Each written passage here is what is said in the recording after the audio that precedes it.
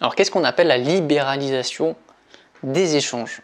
Donc tout simplement, il y a un principe à retenir quand on parle de libéralisation des échanges, et ça c'est un sujet qui tombe assez souvent parce que c'est vraiment d'actualité et c'est quelque chose qui peut être à la fois remis en cause mais aussi qui est très bénéfique à toutes les économies, c'est le principe d'ouvrir ses frontières.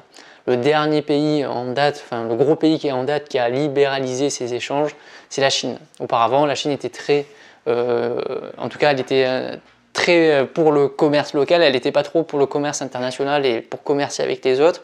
Et puis, il y a quelques dizaines d'années, elle a ouvert ses frontières et elle a permis justement de s'insérer dans le commerce mondial. Donc, le principe justement, c'est l'ouverture des frontières. Maintenant, il y a plusieurs avantages à ouvrir ces frontières. Le premier avantage, bien sûr, c'est qu'on va faire croître le PIB mondial parce qu'on va s'échanger tous ensemble entre tous les commerces qui y participent. Enfin, entre toutes les économies qui y participent, on va pouvoir échanger entre nous, donc échanger de la main-d'œuvre, échanger des matières premières, des connaissances, du savoir-faire, donc on va être beaucoup plus productif, on va faire des économies, etc. Donc on va faire croître la valeur ajoutée produite par tous les pays, donc le PIB mondial. Bien sûr, ça a un gros avantage du coup sur l'importation et l'exportation, parce qu'on va pouvoir échanger, commercer avec les différents pays, et donc acheter des produits beaucoup moins chers ailleurs que dans notre pays qu'on fabrique le produit. On va pouvoir aussi, ça va être très avantageux pour le consommateur qui va se retrouver avec un choix beaucoup plus important. Auparavant, quand en France on faisait que du commerce local, on avait le choix avec tout ce qui était proposé dans notre région ou dans notre zone géographique. Grâce au commerce, à la libéralisation des échanges avec le monde entier, vous vous retrouvez avec des produits qui viennent du monde entier et donc peut-être une façon de faire qui est différente, une technologie qui est différente et donc un nouveau choix pour le consommateur. Il y aura aussi bien sûr une baisse des prix parce que forcément si vous ouvrez le marché à l'international, vous allez avoir des acteurs internationaux qui vont arriver dans votre pays et donc comme il y aura beaucoup plus de concurrence, ça va agir sur les prix qui vont souvent être revus à la baisse. Vous allez aussi avoir un gros avantage sur ouvrir votre économie ailleurs, c'est pouvoir transférer vos compétences et récupérer les compétences des autres pays.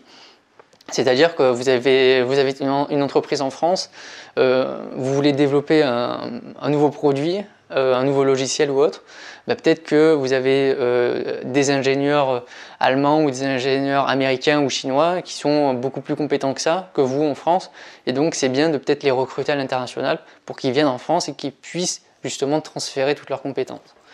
Et vous avez ce qu'on appelle les IDE, donc ce sont les investissements directs à l'étranger.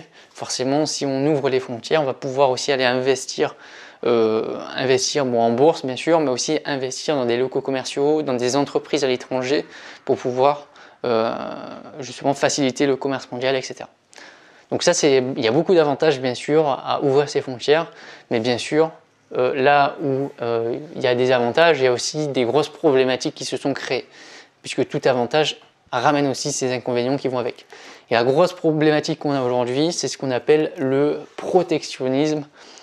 Donc, le protectionnisme, c'est tout simplement le fait qu'il y a certains États dans le monde ou même en Europe qui vont défavoriser les produits étrangers. On peut le mettre un peu en France aussi, c'est-à-dire qu'aujourd'hui il y a beaucoup de personnes qui vont mettre le logo français Made in France en fait bien partie, c'est-à-dire qu'ils vont mettre en avant ces produits-là, Made in France, parce que c'est produit en France, mais ils vont délaisser complètement et ils ne vont pas forcément mettre en avant les produits étrangers. Ce sont des mesures de protectionnisme.